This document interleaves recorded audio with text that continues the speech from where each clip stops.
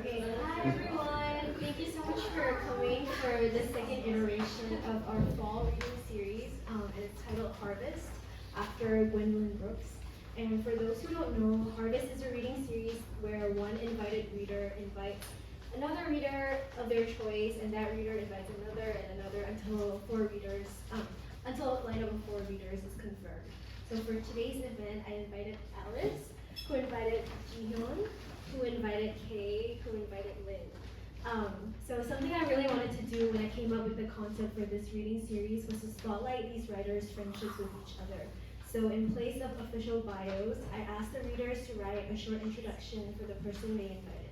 Our first reader is Alice, and since I invited Alice, I wrote an introduction for her. I always think of Alice's work as highly intelligent and precise, but also at the same time immensely warm and tender. I feel like I could say the same about her person.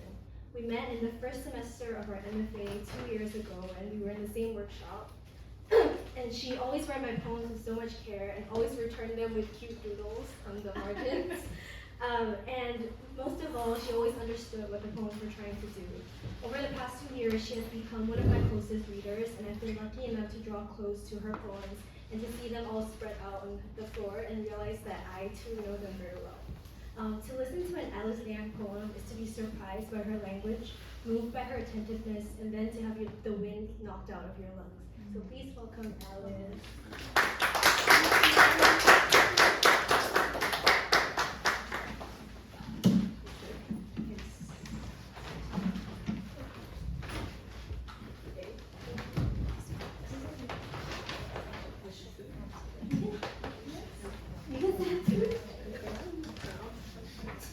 Okay.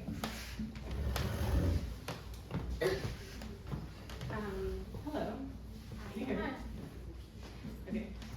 When I think about Accent Sisters as a place and also about this reading series, I think of Eileen Chang, one of my favorite authors. She's someone who's writing in exile, who's writing across languages and places. And this is a poem that I wrote with her, which not her actual person, but I took some of her letters and I took some translations of it and I combined it with some of my work. So I just want to start with that as a way to be part of this space in this series. This is autobiographical writings of 2 Chinese women with Eileen Chang. I know you love to eat watermelon, and you don't like to drink soup. And I'm drawn to ants like a pen to paper, an ant avoiding the sun. The jar is full of my suggestions, so I swallow the marmalade whole. The alphabet runs along the latitude, characters play on the longitude. A thought is where I touch you, right on the break of the page. Text falls down in pieces like a waterfall too busy to pace the onrush. I want to write about love, but I keep thinking about my country, its bits stuck to the bottom of my feet. Hurry, forever is coming by the second. The German for misery comes from the word for living in a foreign country. So many days passed before I could be found. They say I had no decent limits, gone wild. I am doing the splits, ink deep in the sea.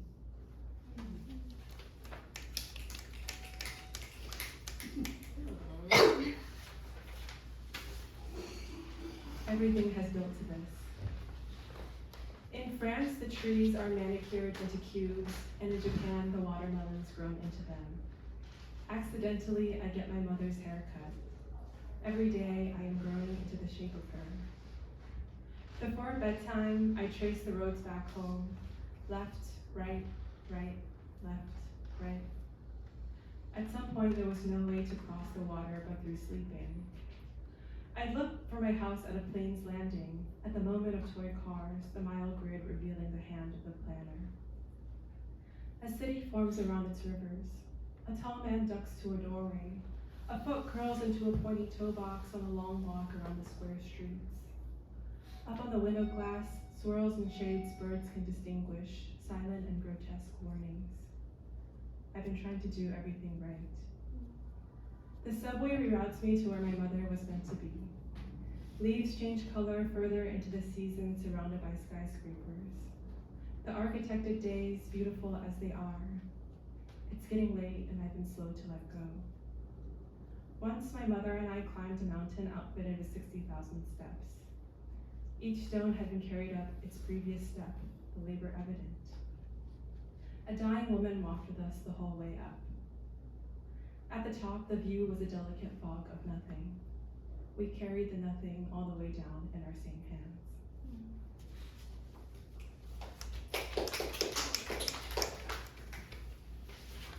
The poem that has the word harvest, so I just thought of it for this series. Intermission. A party of 5 sisters, forming their own row at the theater, talking perfect over each other, laughing at some inside joke as if it were their own show. The girl group of them, the music staff of them, the hand-drawn star of them, tips tugging together a gentle gravity. It's about the time of year that oranges cradled in village greenhouses fall in bunches, almost falling to the ground. My mother's 4 sisters might gather after the harvest and peel one inside out, thinking of her without ever stopping to say so.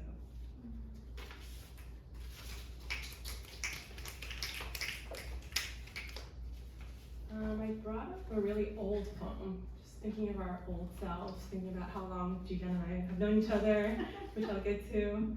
And sometimes a poem is so old, it's new again.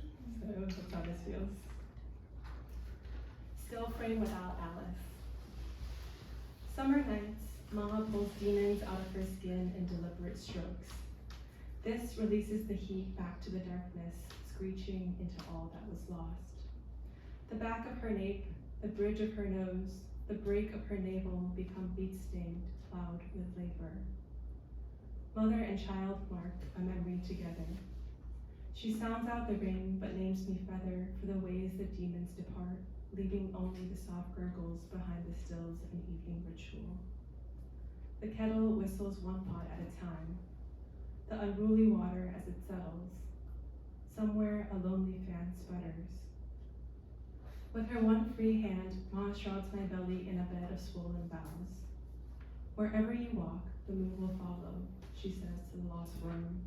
Home is decades away for the both of us. Whenever you sneeze, someone afar misses you, she says to the sickly skeleton. We are not ourselves yet.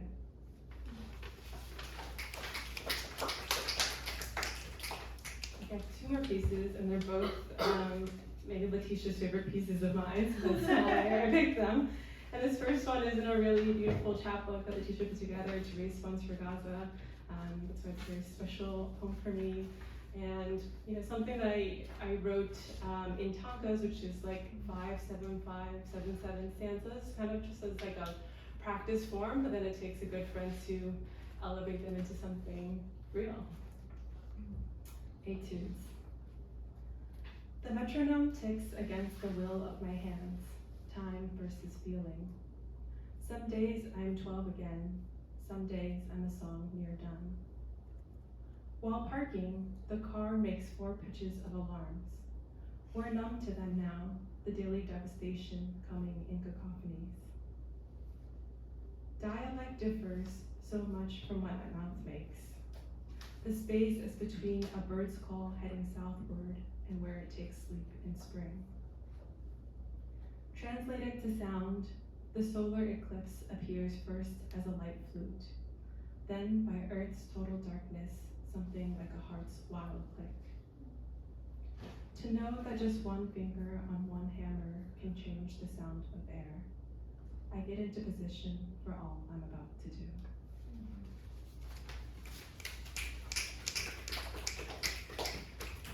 It's the last one, but it's a long one, so buckle in. It's kind of like a lyric essay. It'll become evident why, but it kind of looks like this, like bouncing across the page.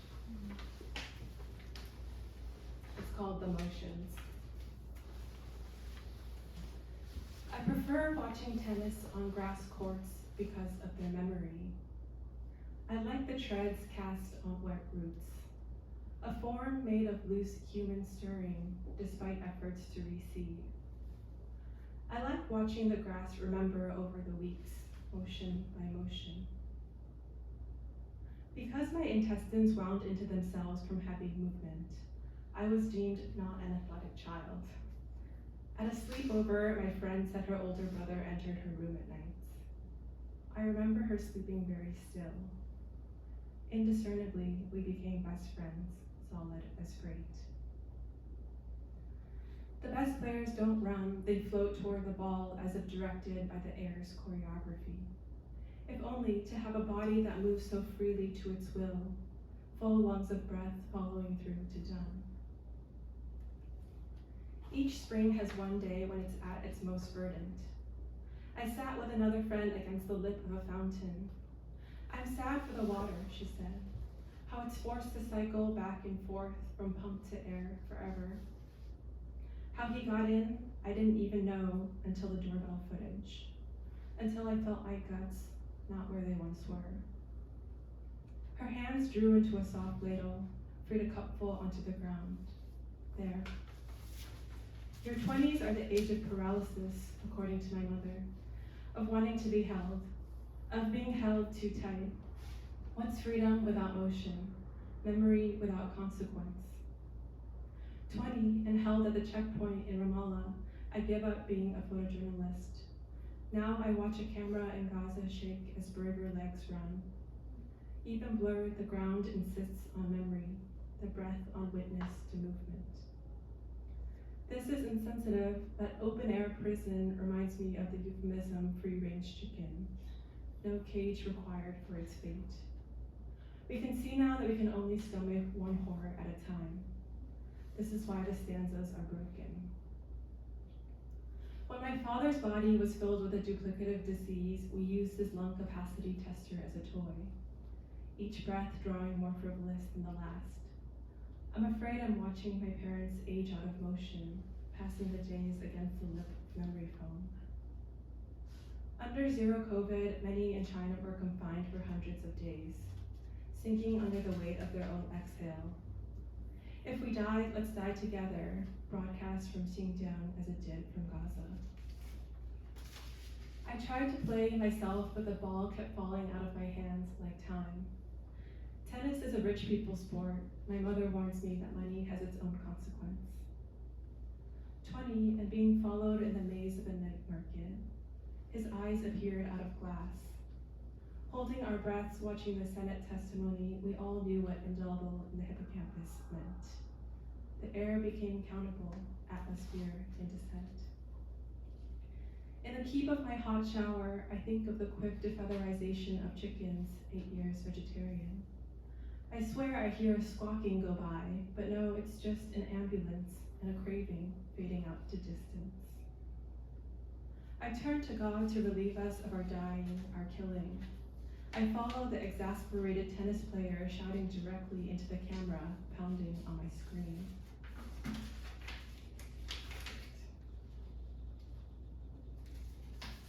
As a physical therapist, I wait for my bones to crack to tell themselves that they're in pain. This is nothing compared to, well, everything. Just leave me a little longer on the ice. Relief is close. Relief is selfish. I felt my body uncourageous, indiscernible, not knowing what to make of fate. I want the whole world to be free, but here I am frozen. The TV's match blaring, aching, days pass, aging, chicken. The grass at Wimbledon is that which succeeded out of 100 scientifically trialed mixes. Some players withdraw from grass tournaments completely. Many once popular greens have since been resurfaced. Why would anyone monitor me? I have always been free. So tennis player Peng Shuai was said to say on her 47th day of captivity, after what her post said. After 2 years into her disappearance, the China Open went on as scheduled, played on hard courts.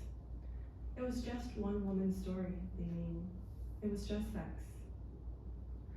So many of us have to take 2 breaths in a row in order to feel our lungs filled these days. There are emotions of the human body we have never seen on a camera, and there are things not mine to say in this poem.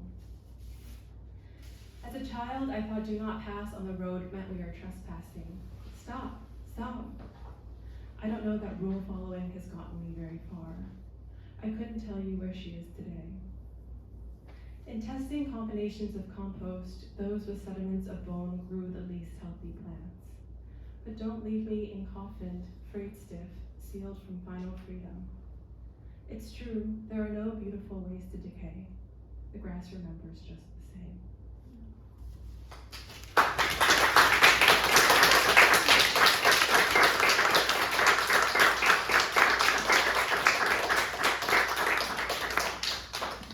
Okay, now it's my honor to introduce JiHyun too. Hello.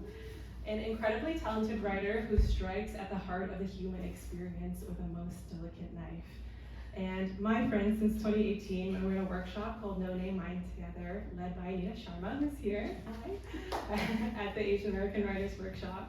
It's a workshop that changed my life, and I'm sure all of our lives who were there. And we just found out that we might have even crossed paths years earlier, teaching an English class at the same place before we ever met, so our paths just keep crossing.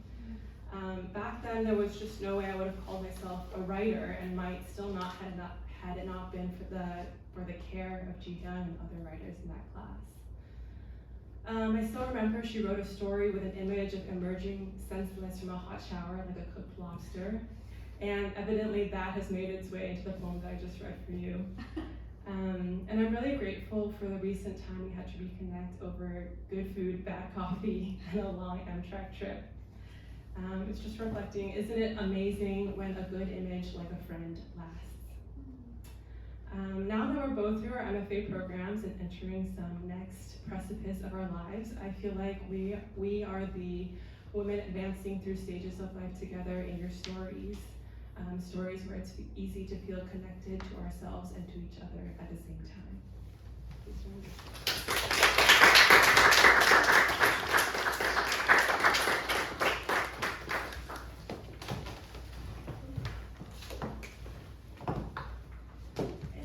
Situate myself. Thank you everyone for coming. Thank you Letitia for organizing. I'm going to be reading from my short story, Margaret. I'll be reading 2 excerpts.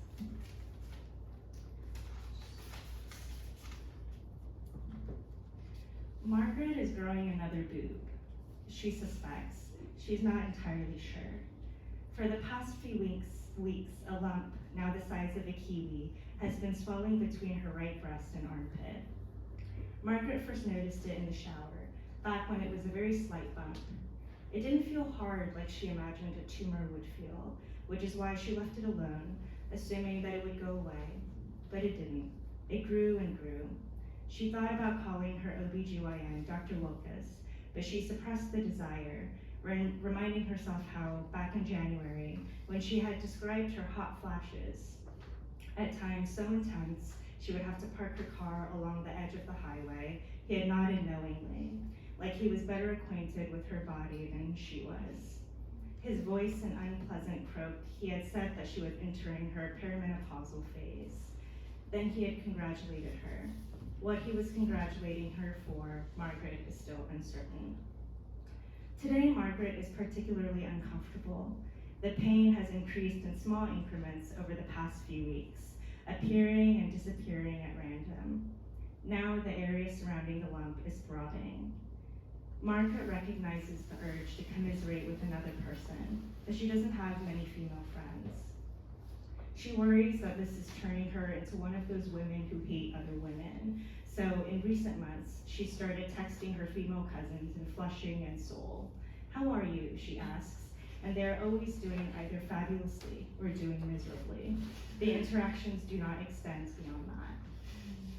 Often, Margaret imagines the lump becoming the same size as her other breasts, the 3 of them dangling freely from her chest. But the vision disappears quickly. Margaret is not the type of woman who goes braless. Sometimes, after a couple glasses of Tanqueray, she is vibrant. But then the morning comes and routine sets in again. During the school year, Margaret teaches ESL at the local community college. Her students are usually men and women in their 70s and 80s from Vietnam, the Philippines, and Mexico. Being closer to death seems to be freeing. Margaret's recurring student, who immigrated from Hanoi with her family 10 years ago, flirts with a handful of men in the class. "Is your wife at home or in heaven?" she asks, before revealing that her husband is dead. Then, in a concerning overshare, she'll say, "He raped," a word that she had originally not known, using hungry instead. Now that it's summer, Margaret is volunteering for an organization that provides free online English lessons. 4 days a week, she wakes up at 3 a.m. to meet with students of exceptional academic merit in rural Korea. She's in a session right now, her hand going in and out of her cardigan, discreetly massaging the lump, as if to cajole it into a state of calm. Her student, Min, is 14 years old, an anxious teen with straight teeth and a talent for gossip. She enjoys the drama. Her entire body twists in her chair as she tells Margaret about the love triangles at her school. In her stories, Margaret is always the object of affection, overwhelmed by the desire of her classmates. Margaret questions the validity of these tales. Min is at once Margaret's easiest and most challenging student. Her grammar and reading comprehension skills are so advanced that Margaret deviated from her standard lesson plan weeks ago. Now that their classes are fully conversational, Margaret is constantly having to answer questions about romance. She often finds herself being dishonest. "Is it better to marry a rich man or a kind man?" Min asks, pressing the pimple on her forehead. "Could the rich man also be a kind man?" Margaret digs her fingers into her armpit, where the pain is congregating. "No, the rich man is cruel, and the kind man is very poor." "That's quite a dilemma." "Dilemma," Min repeats. D-I-L-E-M-M-A, a conflict. Suddenly, Min disappears off screen as she bends over her notebook with enthusiasm, jotting down a new word. When Min comes back, Margaret says that, from her perspective, it looks like it would be best to remain single in this instance. "My mother says everyone needs to marry. If you don't, you failed." Min frequently refers to the teachings of her mother, who is probably much younger than Margaret. "Failed at what?" Margaret asks calmly, trying to hide her irritation. Min shrugs. "I don't know." Then her face freezes.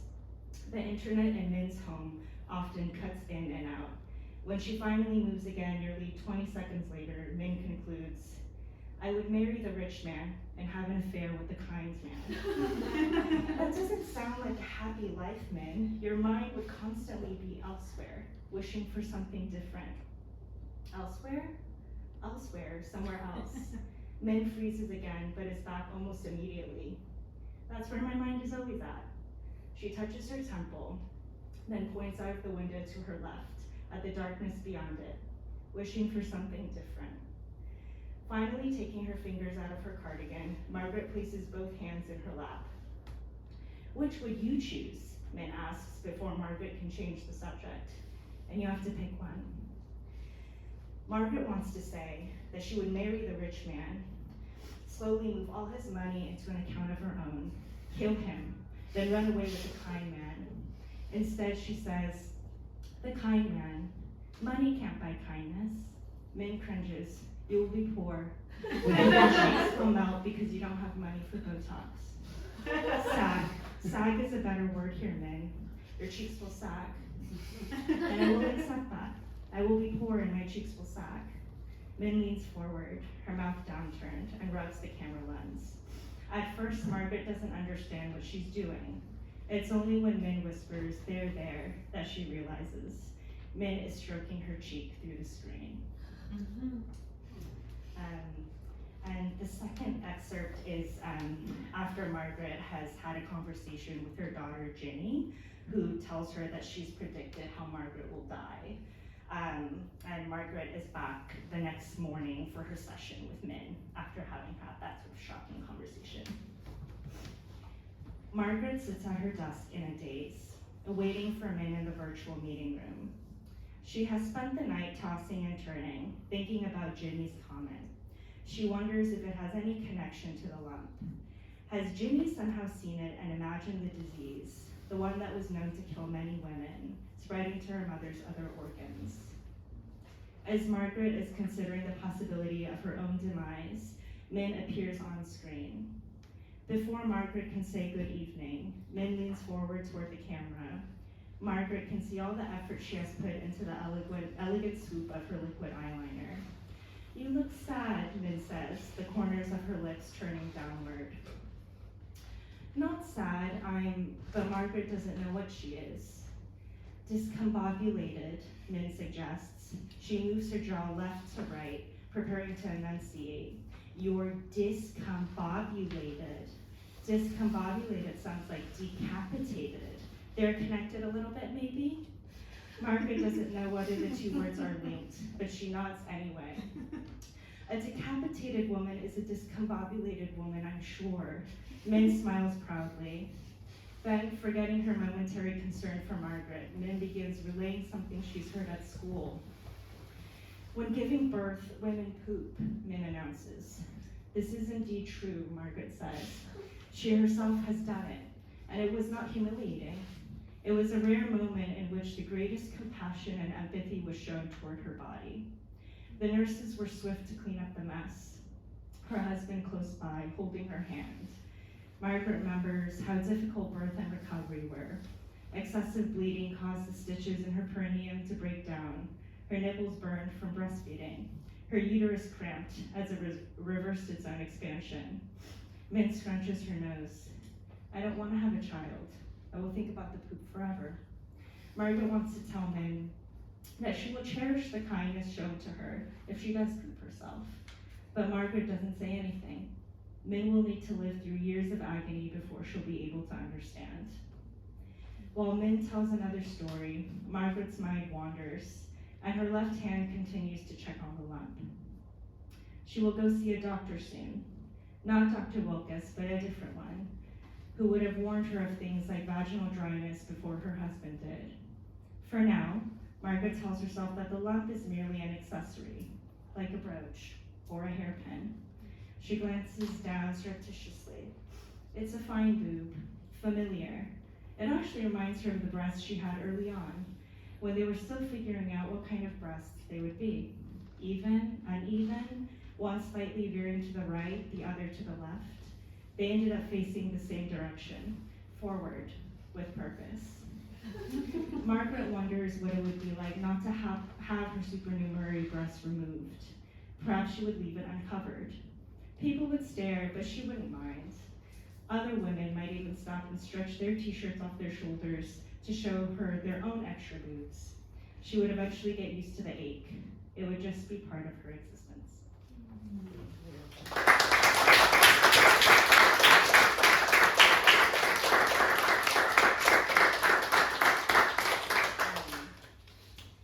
I'm so excited to introduce the next reader, K.U. Liu. My note is quite brief. It's my first time expressing my love to Kay, but I met Kay during my first workshop in grad school in the fall of 2019. Over the years, accompanied by many bottles of wine and makgeolli, Kay has pulled me out of dark times when I felt unstable and insecure about writing life, amongst many other things. As we've continued to exchange work, Kay has remained a thoughtful, generous reader and has truly made me a better writer. As an admirer of Kay's stories for a very long time now, I'm very excited that you all get to hear her read tonight.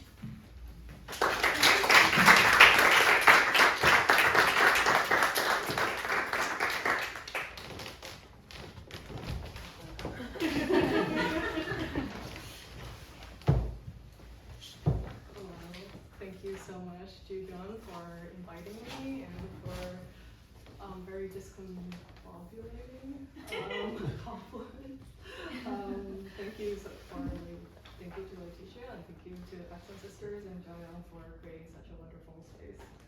I'm going to be reading an excerpt from a short story called The Clockwork Girls, and the premise is that, well, the story takes place in the near future and follows a duo of flippers, which is like a sport that's kind of a combination between gymnastics, acrobatics, diving, and stripping, and this is their livelihood.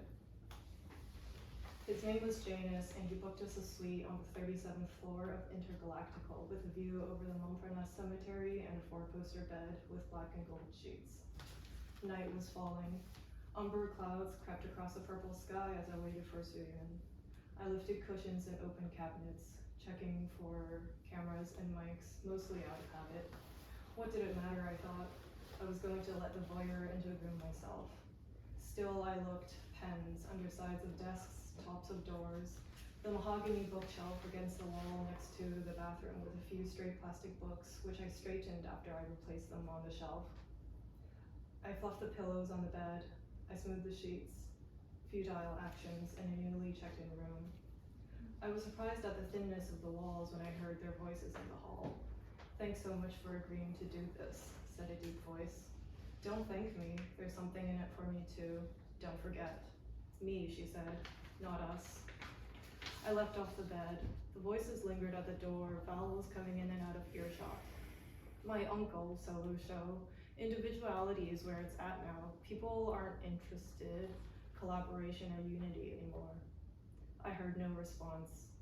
A stretch of silence before the beep of the hotel door.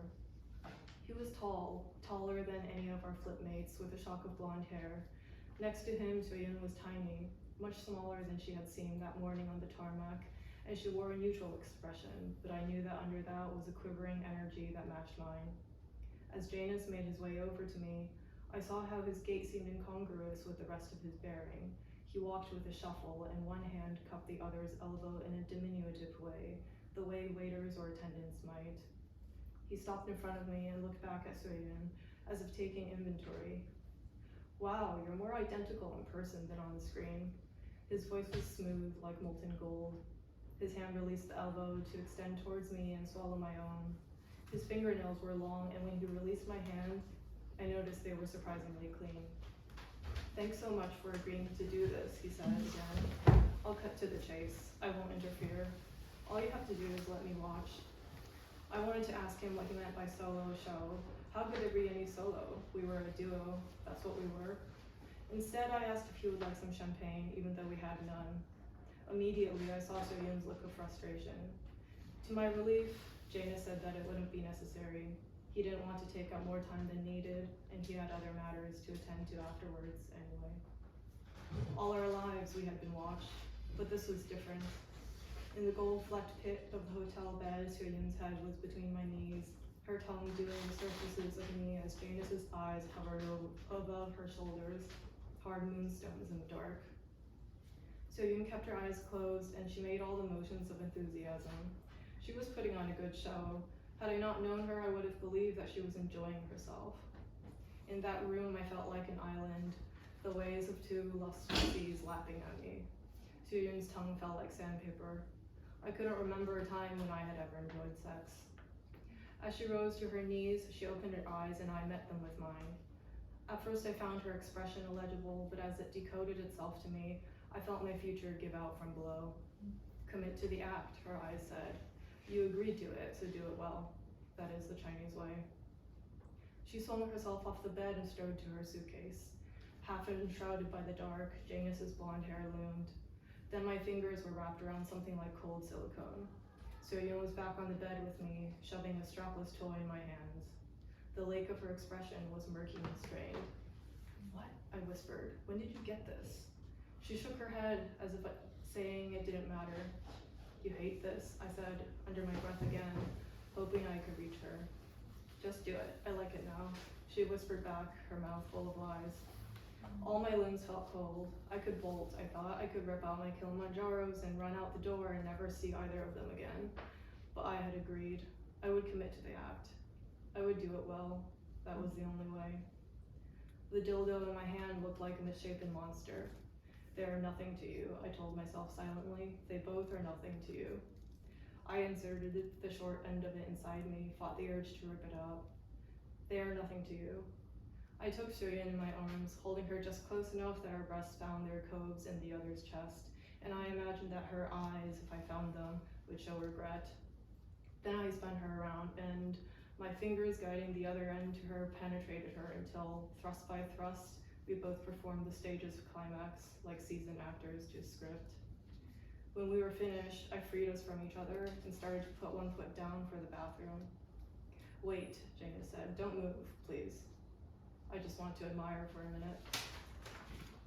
I balanced uncomfortably on one knee, but I didn't dare move, an obedient parrot. I was afraid to stir the universe, stir this night that seemed immensely frail that would crumble if I disturbed it, disturbed the conditions of the transaction. Lifetimes wished past us in the dark tunnel of the room. Eventually, Janus handed us 2 robes. I tried not to look at him as we covered ourselves. Even in the dark, I could see the strain of the fabric at his crotch. His forehead shimmered in the glint of the bedside light. We saw Janus to the door, my legs barely holding my weight. So-Yun's hand clutched the shelf by the door, and her knuckles were pale, though her voice was loud and firm. Keep me updated, she said. Ping me when the agreement is made. It's a good bargain, our sex for the WREC. Don't forget. WREC is the acronym for World Records Entertainment Committee. The door clicked shut. So-Yun spun around and placed her hands on either side of my neck too hard before I could even process the end. Look at me, she said, her voice fierce, a wild look in her eyes. This changes things for us. It's good. It's progress. The WREC means we're legitimate. It means we're professional athletes and entertainers, not just skimpily dressed whores tickling men's wallets by endangering ourselves. Janus is going to make us significant again. He's going to make us respectable. He's going to give us prestige. I looked at my feet against the kaleidoscope of black and gold swirls in the carpet. I couldn't look at her. All of this filth, just for prestige, just for flipping. What? She asked. Her hands replanted themselves on my shoulders and shook them. What? You don't want to be respectable? Mucus filled my throat. Then what do you want? JiHyun was almost shouting now. What do you want if not to be someone? What I whispered next reached only the air in front of my lips. What? In that moment of repetition to come, I felt my humiliation come crashing down in a constellation. How could I admit to her that I didn't care about being someone? How could I tell her that flipping was never my life? How could I tell her I didn't care what we accomplished, that I barely recognized her from the person I used to do somersaults with on our thrifted trampoline? How could she understand that all I had ever wanted was her affection? My words, when they came, threaded feebly through the sweat-soiled night. I just want you.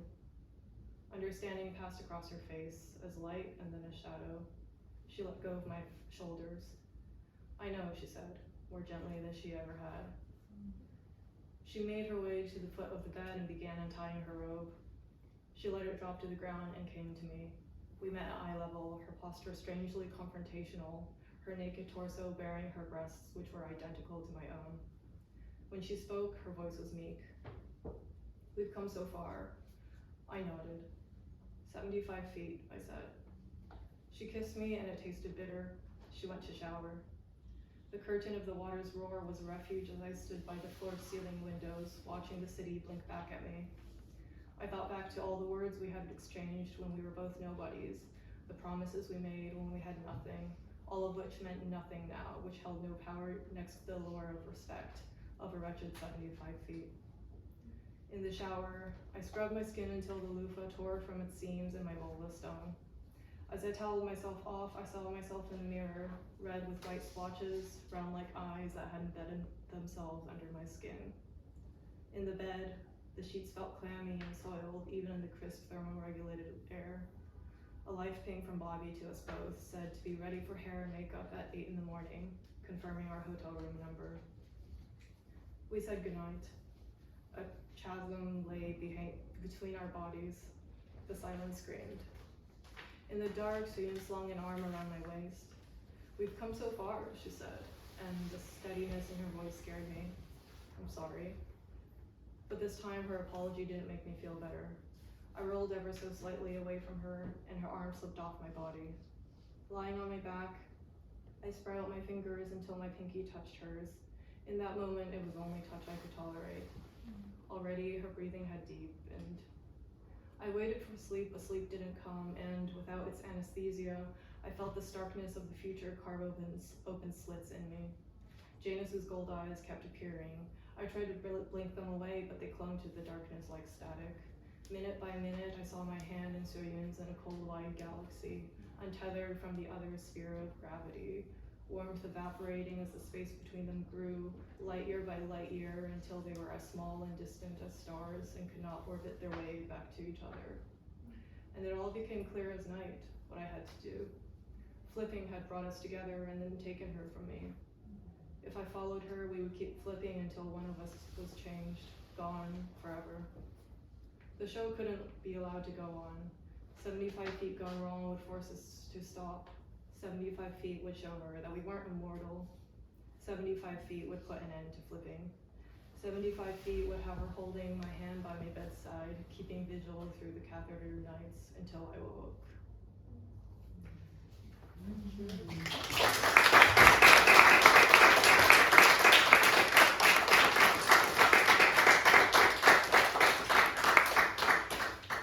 Now it's my absolute honor to introduce Lynn King. Lynn and I also met this first semester of our MFA program 6 years ago. It's like the age of a small child. And immediately we bonded over two things: despair and the lack of plurality allowed in America's schema for categorizing Mandarin speakers in the US. As an anecdote, an epitomizing anecdote to prove the former is that last night we played Scrabble and Lynn's spell died, and then we laughed and then we moved on. So we had 2 workshops together out of the 4 in the MFA, and during the COVID one we spent it was really nice to complain through the Zoom's private messaging feature. We did that a lot. But over the years, I think just watching Lynn's career develop, I've been in consistent admiration of the political incisiveness, the pithy humor of her work, as well as her clean, limpid prose, and also very thoroughly impressed and in admiration of the plates of deadlines that she's constantly juggling. Lynn is the National Book Award winning translator of Taiwan Travelogue, which is a true feat of translation.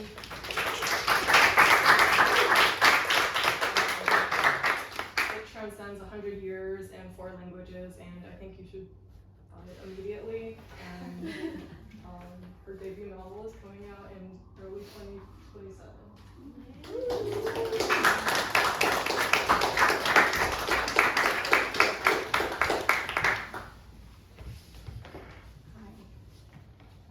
Thank you for being here. Thank you, Letitia, and thank you, Kim, JiHyun, and Alice. Nice to meet you. I've only crossed paths with Accent Sisters in capacity as a translator, so I actually haven't shared any of my own writing in a public forum in quite a while, maybe 2 years or something. And I actually don't share my writing anymore in a private forum either, even though there's so many of my workshop friends here.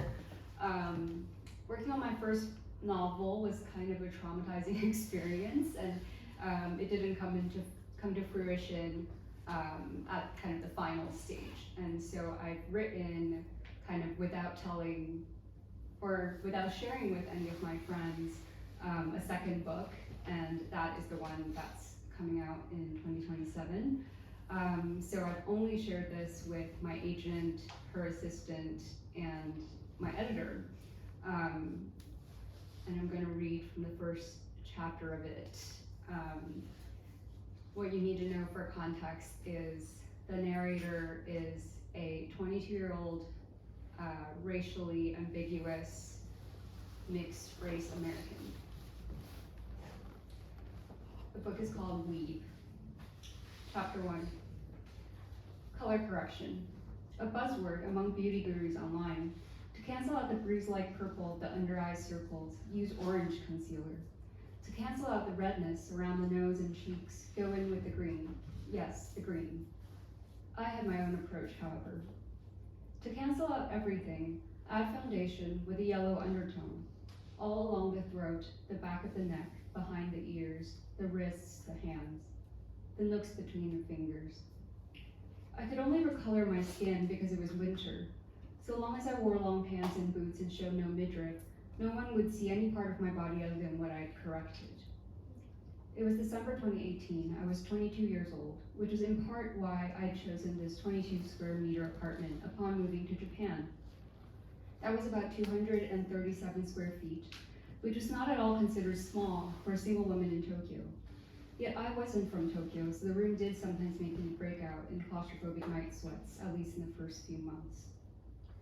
To elongate eyes, angled eyeliner slightly downward, instead of flicking up into a cat eye, common mistake, and extend the natural curvature of the upper lash line. The doorbell rang. Through the peephole, I saw Kaito, my next door neighbor. This was irritating. He hadn't messaged me ahead of time, and I was all made up and ready to go out. If he touched me before the foundation on my hands had set, the last half hour would have been a waste. Ore da yo, Kaito said, then grumbling to himself, Samu. It's me. It's so cold. I unchained the door. Samui-ra, jibun no ie ni kaitara? If you're cold, why don't you just go back to your own place? He pouted, bumping into me a little as he entered without invitation. I made sure to hold my hands away from his body as well as my own. He began taking off his shoes. Samui ni sonna tsumetai koto iuna yo. Don't act so cold when it's cold outside. Except that is technically an accurate translation of the Japanese. In Japanese, the colloquialism is to say something cold rather than to act cold for the common English phrasing. What he really said was, don't say something so cold when it's a cold day. In short, I've taken an interpretive liberty to convey the pun. The result still sounds stilted, but I can accept a degree of idiomatic stiltedness if it means inching slightly closer to the original effect. Are you going out? He asked, continuing to speak in Japanese, etc.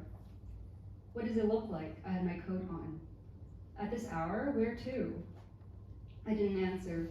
Kaito worked as a full-time idol, or more accurately, an idol in training. He had yet to make his album debut. He was 27 years old, more than 4 years older than me, but the vocation had greatly stunted his romantic life, and he felt, in conversation, younger than he was, requiring much hand-holding, in a way that I at a time found altogether annoying. I'm beat, he said, collapsing into one of my 2 folding chairs. They were the only pieces of sitting furniture I owned. Dance rehearsal all day. Then go home. Come on. He tried to take my hand, but I took a step back. Are you mad because I didn't text you today? I told you, I had rehearsal all day. The fact that he presumed this spoke volumes of his confidence, given that I was very much not the type to give the impression that I longed for constant human interaction. But he had to be forgiven for his presumption, I suppose. Kaito was, indisputably, handsome. A straight bridge nose, a sharp but not over-muscular jawline, and cheeks that, depending on the lighting and whether his mouth was open, looked either boyishly plump or sculpturally defined. Broad shoulders, long legs, abs like a tray of ice cubes. And then there were the qualities that made him particularly attractive in this part of the world. The slightest snaggle in the canines of his otherwise straight teeth, the tiniest of moles punctuating the corner of his lips, the faintest hint of caramel that made his eyes a few shades lighter than the rest of most Asians. At 178 centimeters, he was considered quite tall. I often overheard our elderly female landlord fawning over him in the corridor, so ardently that I half expected her to collapse into cardiac failure. I am describing Kaito in the past tense not because he is dead. He is very much alive, larger than life, one could say. But the him that I am describing is no longer him. The ensuing years have altered his life beyond recognition, so the past tense seems more fitting. I'm not upset, I said. I'm just on my way out. It'll be quick, he said. You always say that. It'll be fun. I motioned for him to leave. His full name was Hayashi Kaito, but that wasn't his real name, at least not in pronunciation. In Taiwan, where his parents were from, the characters of his name were pronounced Ling Haitu. The written character for the surname, Ling, is the same as that of the Japanese surname, Hayashi. For his given name, Haitu, his parents had presciently chosen characters that could be easily pronounced in either language, knowing that they would raise him in Japan. When Kaito first told me about his background in our first post-coital chat, I felt in my stomach the sour sting of having been scammed. A millisecond later, my liberal mind chastised my bigoted gut for this response. I'd known, of course, that the residents of Japan are not an ethnic monolith. No rich country is, and especially not one with erstwhile imperial ambitions that looted objects as well as people. In sophomore year of college, I'd received a prize from the history department for a research paper on the Korean potters forcibly taken to Japan in the 16th century by the warlord Toyotomi Hideyoshi. Their descendants, having adopted Japanese surnames, continue to produce famous ceramics in Kyushu even now, hundreds of years later. Moreover, my senior thesis was on inconspicuous manifestations of Japanese nationalism in contemporary media entertainment. All of which was to say, Kaito's revelation should not have fazed me in the least. He hadn't even lied about it, not about his name or anything else. He hadn't knocked on my door and said, "Hi, I am your ethnically Japanese neighbor and we should fuck." He said, "Would you mind turning down the television a little?" And then promptly ogled my face and then my breasts and then my bare feet. That was how we ended up in bed the first time. But there was the ugly truth, as hard and unforgiving as kernels at the bottom of an emptied popcorn bag. When I found out he was Taiwanese, I felt cheated. Never mind that I hadn't told him about my own muddled ethnic composition until much later, and even then, only in broad strokes that didn't invite follow-up questions. Kaito stood up and walked toward me until his breath warmed my eyes. He smelled like a hair salon. "Fine, I'll leave you alone, but just so you know, I'm going to Sapporo tomorrow to shoot a TV special, then I won't be back in Tokyo until the New Year's Eve countdown concert, and I'm going straight to my parents in Yokohama." This did change the calculus. It meant that I would be celibate until the next calendar year. Sexual intercourse wasn't inherently appealing to me. I've always been grossed out by body hair, by the viscous liquids and sour odors caught in the scruffy strands. The most comfortable sexual relationship I ever had was with a college boyfriend who had alopecia, and by the point I agreed to date him, had little remaining body hair. As an adolescent, I thought it possible that I just hadn't encountered the kink that would be my key to understanding physical attraction, but so far nothing had clicked. Yet I knew the hormonal and metabolic benefits of sex, and tried to get a regular dose whenever possible. Vibrators were more reliable and palatable, but lacked the psychological benefits of skin-to-skin contact, which as it wasn't getting much of in Japan, people rarely shook hands, much less hugged. In this sense, living next door to Kaito had been a blessing and a miracle. He was horny, but also busy, so our meetings were consistent, yet far from daily. "Fine," I said, "but I'm not taking off my top." I didn't want to reveal the color difference between my forearms and my hands. Ooh, that's sexy in its way. Efficiency is sexy. The college boyfriend with alopecia used to say similar things to me. He was a chemical engineering major who collected vintage kitchen timers. He was also a self-taught mycologist and was growing about a dozen different kinds of nice, non-psychedelic mushrooms in his dorm room closet. We went to the type of coastal elite school where people like this were not out of the norm. Genius was the norm. I was objectively a little bit of a genius myself, but intelligence doesn't always equate to being smart. A few minutes later, thrusting into me from behind, Kaito panted into my hair, "Can you stop making me beg so much in the future?" "Can you stop moving so straight?" I said. "Feels like you're cleaning a reusable straw. I mean, do a bit of a zigzag." Soberly methodical though I was in the time management aspect of sex, I was also quite demanding when it came to the actual act. If I was already going through the trouble of physical human contact, then I wanted something beyond the mundane, not the garden variety, just so long as it wasn't slobbery. I despised bodily fluids and excretions almost as much as I despised body hair. "Can you stop being so mean?" he asked. "I mean, sometimes it's a turn on, but most of the time it's just a bummer." I'm not being mean. I'm telling you what my needs are. In America, we call that being a feminist. He arranged our legs slightly and began moving again, his warm stomach cocooning my buttocks. Yeah, that's better. Swivel it around a little bit, like really dig. Shovel. Our rapport hadn't always been like this, of course. I played the role of the enamored ingenue for the first few weeks, going through the motions of making shy, fleeting eye contact, and feigning easy, intense orgasms to fill the well of his ego. We've been sleeping together for 3 months. It was only in the second month that our dynamic evolved into one that prioritized candor over politesse. Well, I don't know about America, he said into my hair, his breath quickening with his motions. But you know, here in Japan, many women would consider having sex with me a pretty exciting prospect. He was right. It would have been easy to imagine myself the heroine of a romance manga. This was the common trope targeting women and girls. An illicit romance between a so-called normal girl and the out-of-her-league neighbor or childhood friend who just happened to be a celebrity. The fantasy was so popular that there was a whole subreddit devoted to the genre, r/star next door dissy, a whole online community of English-speaking women pining after the exact made in Japan scenario. I even had a stalker once, Kaito said. A fan who somehow found out where I lived and kept stuffing flowers in my mailbox. If I was out of town, they'd pile up and start to rot and stink up the whole hallway. My manager had to file a police report and everything. Talking during sex was Kaito's way of intensifying intimacy. His anecdotes were a metronome for the degree of his physical pleasure. He seemed to conflate climax with confession. I pushed him off with my hips, turned around, and took over the rhythm. Actually, there were 2, he puffed. Stalkers, but the other one was an old man, and I was still in high school, so we didn't count that as stalking, just perversion. I put my palm over his mouth, no longer as concerned about ruining the foundation on my hands, now that my priorities were recontextualized by the mounting animal need to orgasm. I didn't have the capacity to place his feelings over my own. We looked into each other's eyes. There were a few flecks of glitter on one of his eyelids, but not the other. With the bottom half of his face covered, obstructing any stubble that had sprouted throughout the day, he looked even more poreless and polished than usual, airbrushed. He really was quite beautiful.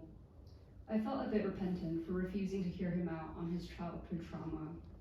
On the other hand, he was always talking about his trauma, whether past or current or future. In the end, I felt guilty enough to give him a little chase kiss on his brow bone. He wrapped his warm arms around my waist. I came first and let him come inside me. The first few times we had sex, he couldn't stop talking about the American phenomenon of prescribing oral birth control like candy. Japanese people almost exclusively use condoms, he told me.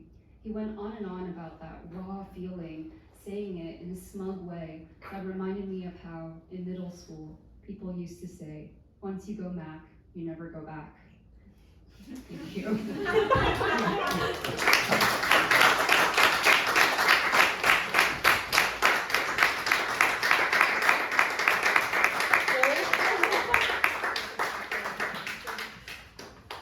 Thank you everyone for coming. Can we have another round of applause for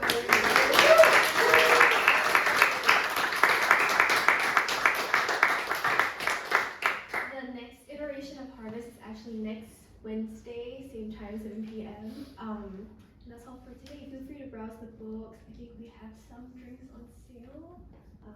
And feel free to mingle. Thank you.